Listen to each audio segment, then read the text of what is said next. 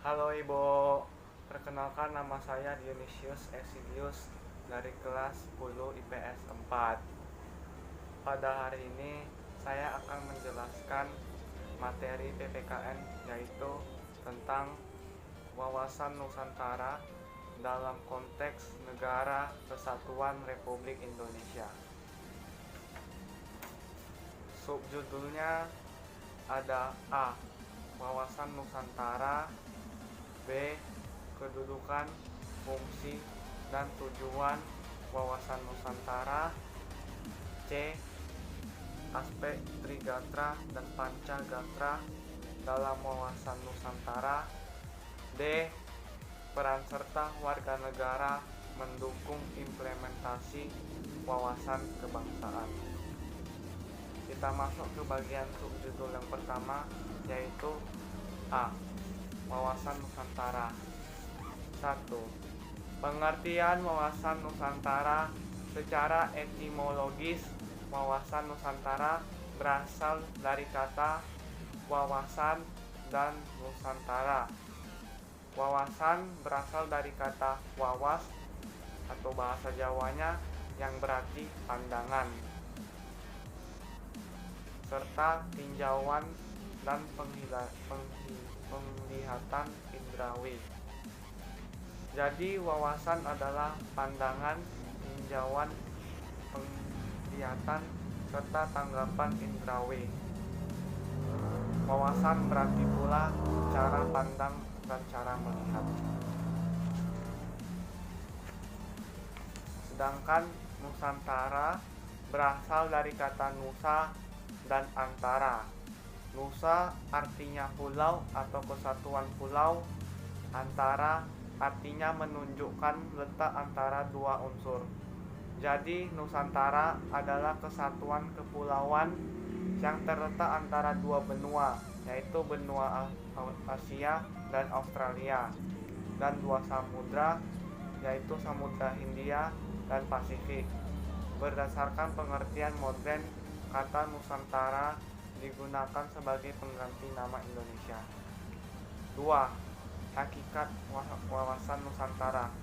Hakikat wawasan Nusantara adalah keutuhan Nusantara dalam pengertian cara pandang yang selalu utuh, menyeluruh dalam lingkup Nusantara demi kepentingan nasional.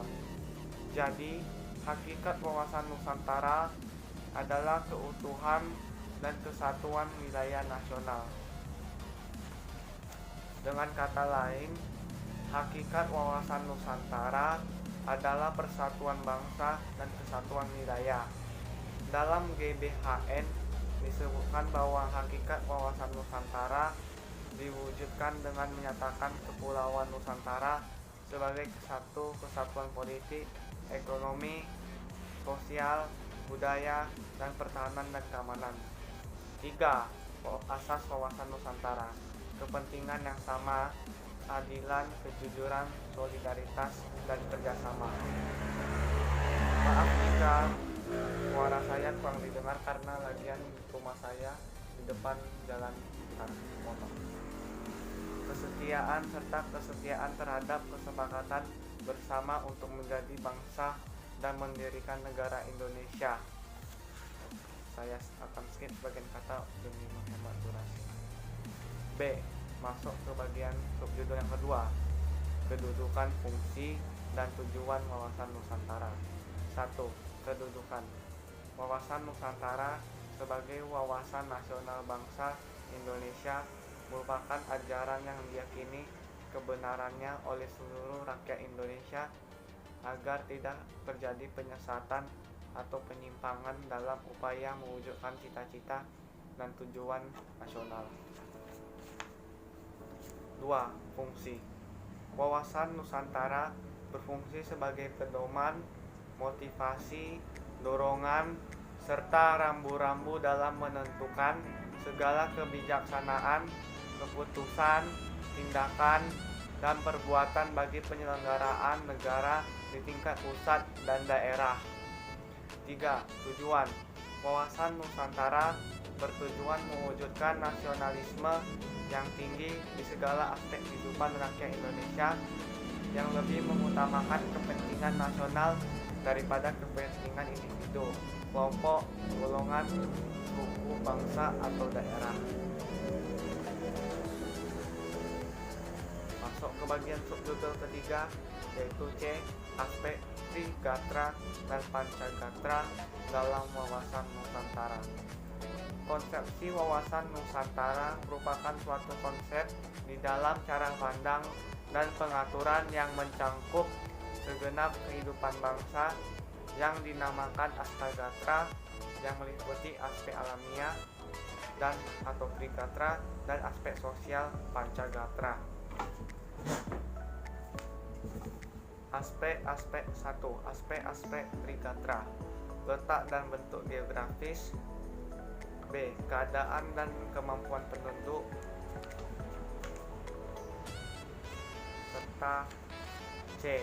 Yaitu keadaan dan kekayaan alam atau asas maksimal lestari dan berdaya saing.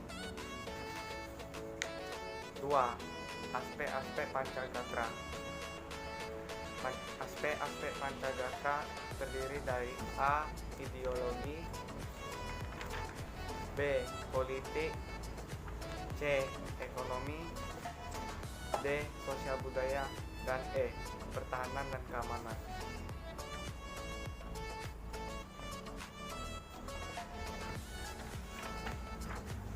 Kita masuk ke bagian D. Peran serta warga negara mendukung implementasi wawasan kebangsaan.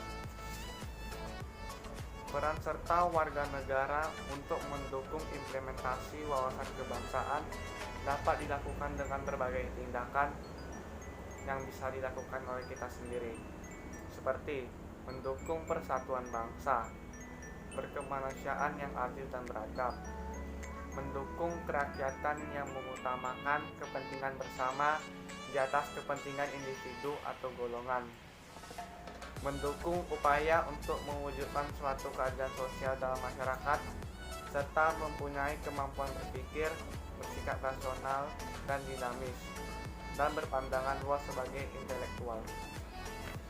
Kesimpulan yang didapatkan dari materi ini adalah wawasan Nusantara adalah cara pandang bangsa Indonesia mengenai diri dan lingkungannya yang serba beragam dan bernilai strategis, dengan mengutamakan persatuan dan kesatuan bangsa serta kesatuan wilayah dalam menyelenggarakan kehidupan bermasyarakat, berbangsa, dan bernegara demi mencapai tujuan nasional. Demikian materi yang saya sampaikan. Mohon maaf jika ada kesalahan dalam bahasa yang saya gunakan, dan semoga materi ini dapat memberikan bermanfaat yang baik. Saya tutup dari Dionysius. Terima kasih, Bu.